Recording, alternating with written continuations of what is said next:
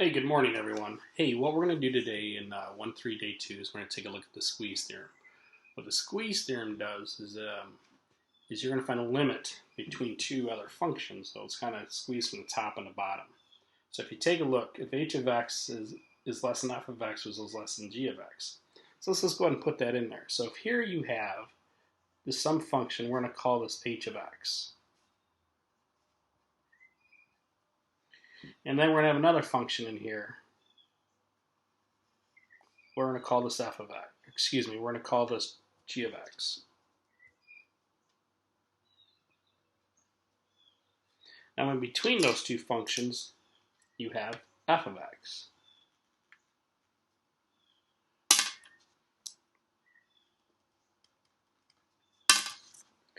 So what this says, and the limit as x approaches c of h of x equals the limit as x approaches c of g of x. And so what we're going to do is we're going to say that this point right here on the x-axis is c. And where they intersect over here, that point right there where they intersect, that's L. If that's true, then the limit as x approaches c of f of x is going to equal L. So as you can see, you've got two functions, one on top and one on bottom, and you squeeze or the other functions in between those two. So here's another example. If negative x squared plus 4x is less than or equal to f of x, which is less than or equal to x squared minus 4x plus 8. So here what's going to happen is you're going to have a function, this function, negative x squared plus 4x is going to come through something like this right here. Now no, it's not exact, this is just a rough sketch. And then x squared minus 4x plus 8 is going to go through here. Somewhere in between there, where those two intersect, you've got this third function, f of x. And so what we find is the limit as x approaches 2 of f of x, that is going to be equal to 4. So that's what your squeeze theorem is. It is taking a look at function on the top, function on the bottom, as you're squeezed in between the two. Now here are two special trig limits. You need to know these two trig identities. The first one is a limit as x approaches 0 sine x over x. What that is going to equal is 1. Now there's another limit that's not written here, and I want you to write it in, and that is the limit as x approaches 0 of x over sine x. That also equals 1. So what I'm going to do is I'm going to graph this first function here. So on the x-axis you have negative pi to pi. Y-axis are going to go up by 1. And what happens is you have a hole right there. Your graph's going to cross the negative x-axis, or the negative pi here, and it's going to cross pi here. Now you have a hole there because you were dividing by 0, and right there you know you have an asymptote. The other one you need to remember is the limit as x approaches 0 of 1 minus cosine x over x. What that is going to equal is 0. What this function looks like is the following.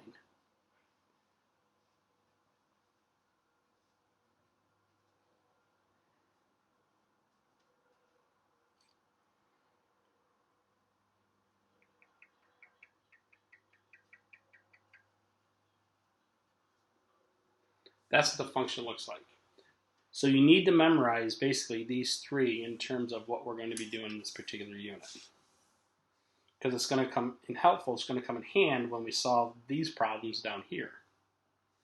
Now what's the difference between this example and this? In this one, you have sine x over x, and this one you have sine x over 7x. So what can we do? Well, what we're going to do is we are going to introduce, we're going to pull out the 7. Because all that is a constant, right? So I have 1/7 times sine x over x.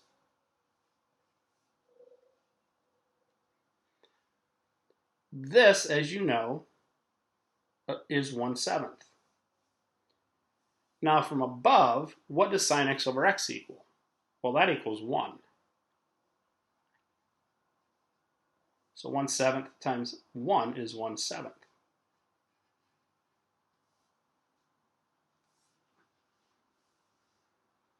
Let's take a look at number 2.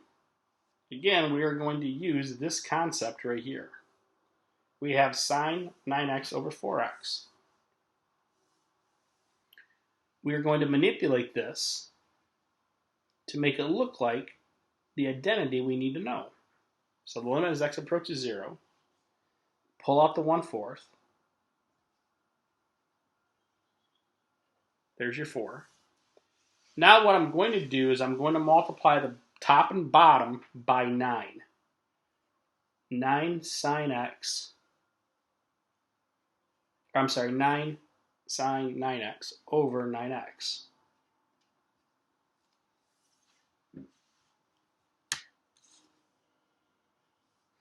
Now, what does this equal right here? That's the same argument as x over x. Now I just had 9x over 9x. What did I do is I multiplied it by the equivalent of 1 with 9 over 9. This approaches 1/4. Sine 9x over 9x, that's going to approach 1. But I also have this 9 out here, right? So that 9, I'm going to multiply by 9. And this, sine 9x over 9x, that is 1. Multiply all that together and you end up with 9/4. How neat is that? All right, stop the video and go ahead and try number 3.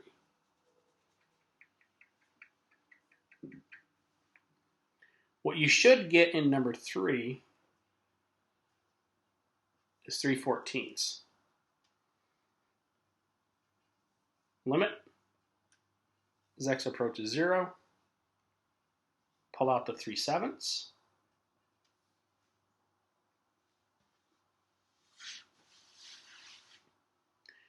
Multiply the top by 2. Multiply the bottom by 2.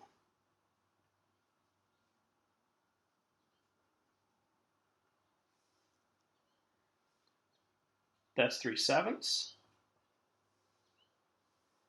This is equivalent of a half. And this, as you know, this part right here, that is 1. And that's how we got the 3/14.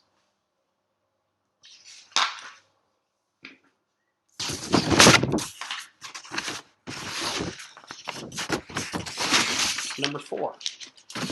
We have the limit as x approaches 0 of 4x over tan x.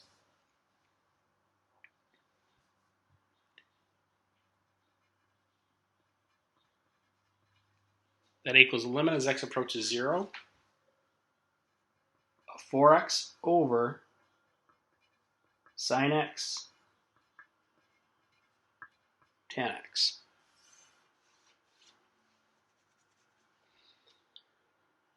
Which is the limit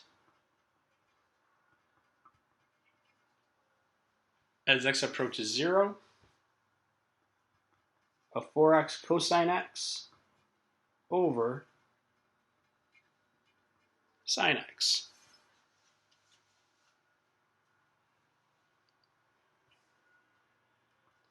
Which equals the limit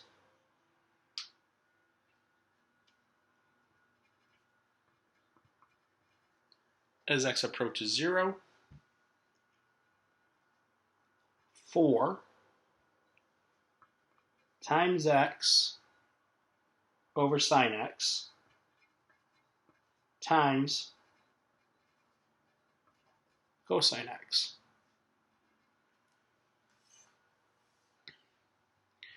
You know that this is going to be equal to 4. You know that this is going to be equal to 1. Now, what is the limit as x approaches 0 of cosine x? As x gets closer and closer to 0, the cosine x is going to get closer and closer to 1. So that answer is 4.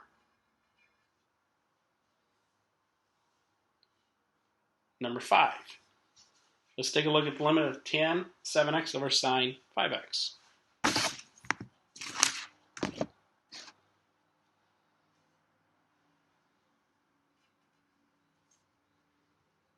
We're going to rewrite this as the limit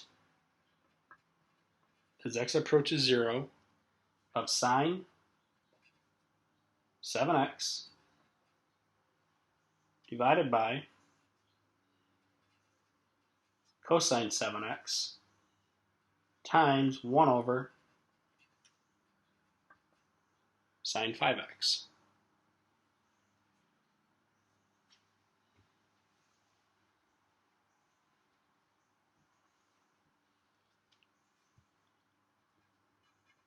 Limit as x approaches 0. First, I'm just going to deal with the sine 7x.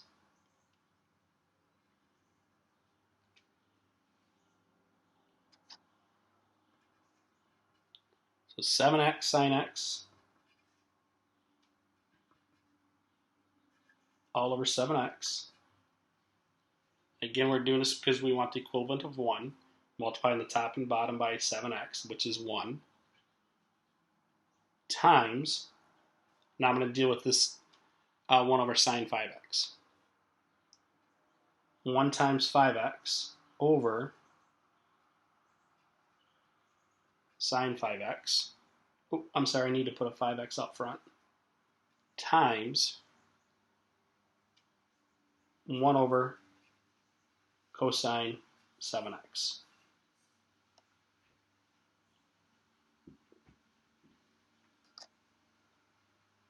So what we have is a limit as x approaches 0.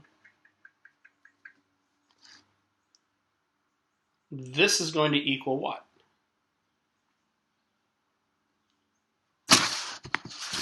That is going to be equal to 7. This is going to be equal to what? As x approaches 0, it is going to be equal to 1/5.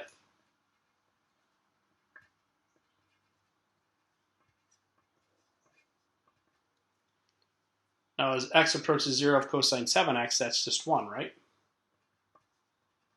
So my answer is 7/5. Number 6. We have the limit as x approaches 0 of 4 minus 4 cosine x over all over 3x.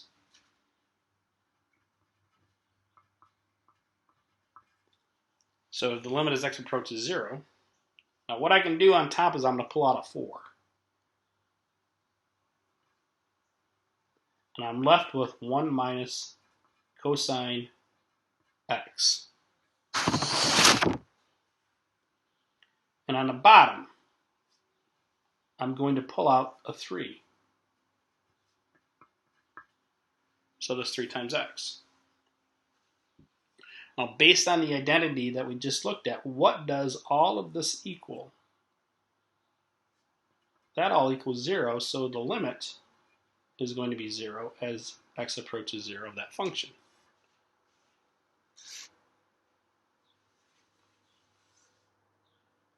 Now, find the limits of triple-decker fractions analytically.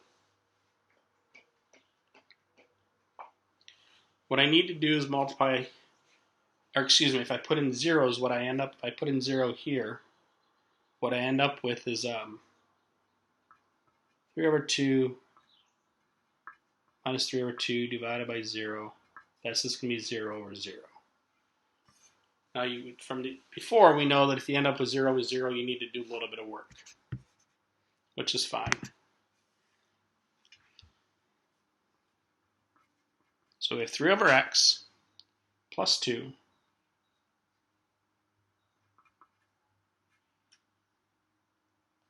I apologize, I miswrote this. This needs to be 3 over x plus 2 like that.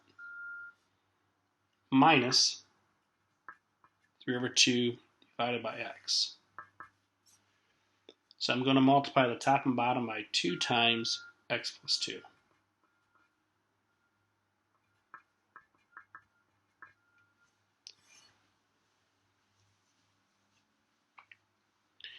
Now when I do that, what you end up with is 6 minus 3x minus 6 divided by x times 2 times x plus 2.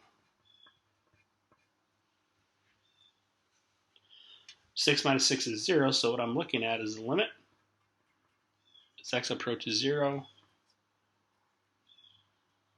negative 3x divided by x times 2 times x plus 2. Now this x and this x here, they're going to divide out, right? So as I put, or if I put 0 into this x, what do you end up with? Negative 3/4.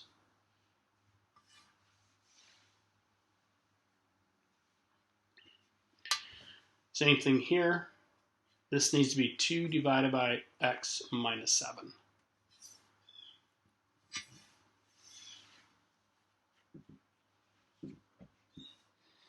So go ahead and give this one a try, and what you should end up with is negative 2 over 49. That's what you should end up with. Because you're going to multiply the top and bottom by 7 times x minus 7. And when you do that, you are going to end up with 14 plus 2x minus 14 divided by x times 7 times x minus 7. Those x's divide out. 14's a subtract out. And you take 7 times negative 7, which is negative 49 on the bottom, so you end up with negative 2 over 49.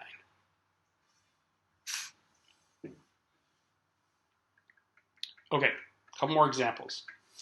Using limits to find the velocity of a free-falling object. When an object is dropped, its position during the fall at any time t is given by s of t equals 1/2 gt squared plus s of 0, where g is the constant of gravity. Depends if you're meters per second or feet per second. And s of 0 is your initial height. So this is my height, this is my time. So what your graph is going to look like is something like this. Okay, where you start off there at your initial height, and it's going to be falling at a constant rate. Now, what I'm going to do is put a couple points arbitrarily on this graph, and I'm going to connect those 2 points. Now this is called a secant line. Now this point up here, we're going to call t and s of t. That's that ordered pair. This point down here, I'm going to call a comma s of a. Now,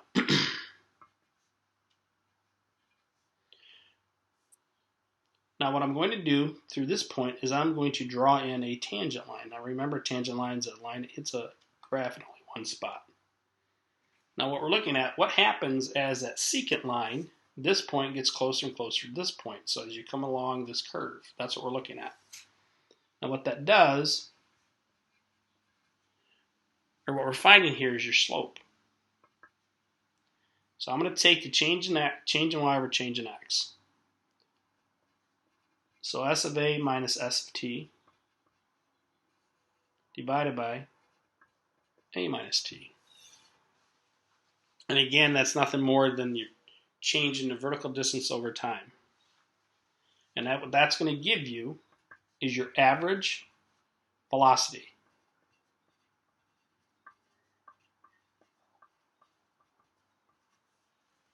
That's your average velocity, okay? So if we look at a limit with this, as t approaches a,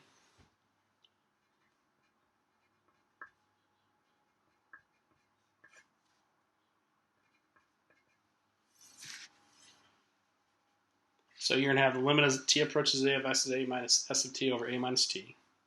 This is going to be equal to velocity at time t equals a.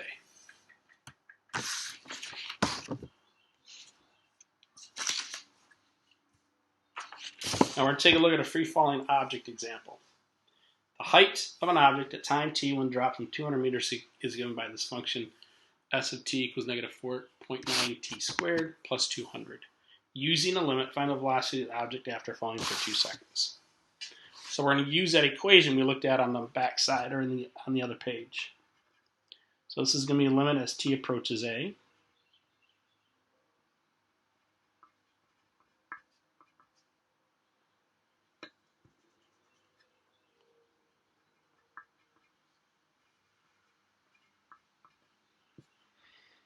So we're going to have the limit as t approaches a of my function negative 4.9 t squared plus 200 minus a negative 4.9 t squared plus 200, all divided by a minus t.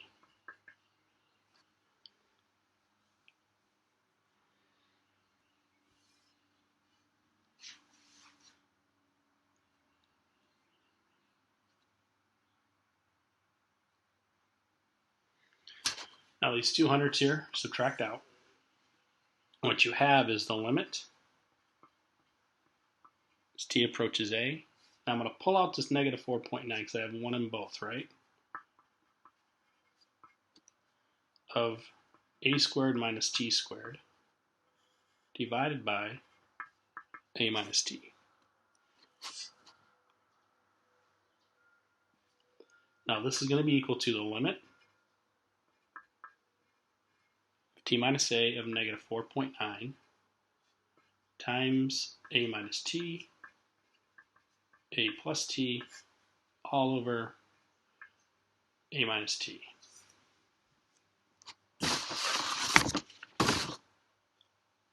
Now this a minus t divides out, right? Cool. Now as t approaches a, what do I put in right here? Well, I'm going to put in a right here. So what that gives me, or what this is going to equal, is negative 9.8a.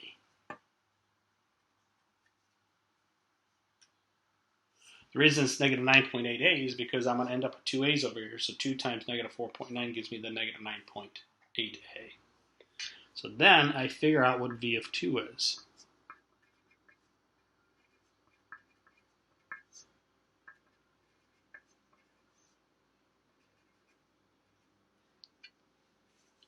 So use a limit to find the velocity of object falling after 2 seconds. That velocity is going to be negative 9.6 meters per second at 2 seconds.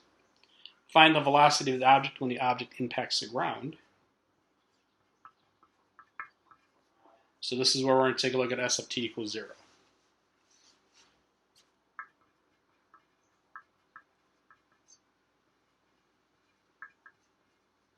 So we have the equation of negative 4.9 t squared plus 200 equals 0. Now 0, of course, in this case here is nothing more than the ground. So if I solve for t squared, I end up with 200 divided by negative 200 divided by 4.9. So 200 over 4.9. Take the square root of that.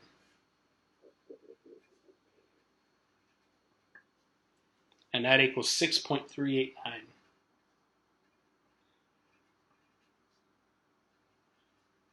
So that's how long it's going to take that object to hit the ground. Now what we need to do is find the velocity. So I take negative 9.8, multiply by 6.389. And what that is equal to approximately is negative 62.610 meters per second. That's my velocity when it hits the ground. All right, folks, I really hope that helps. And if you have any questions on limits, let me know.